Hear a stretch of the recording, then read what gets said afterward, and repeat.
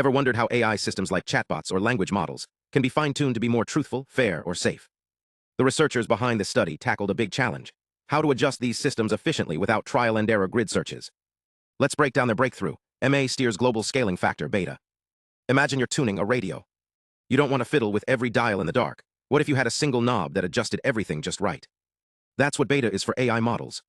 It's like a master dial that controls how strongly the model listens to fixes, balancing precision and performance.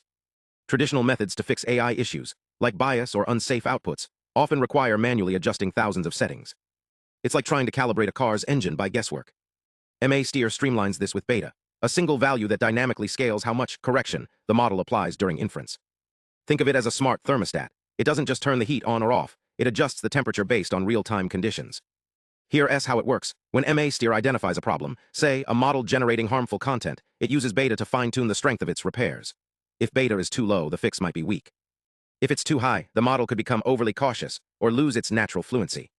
The magic: MASteer calculates the perfect beta on the fly, adapting to the task at hand.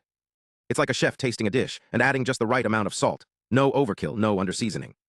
Let's say you're asking an AI to write a news article.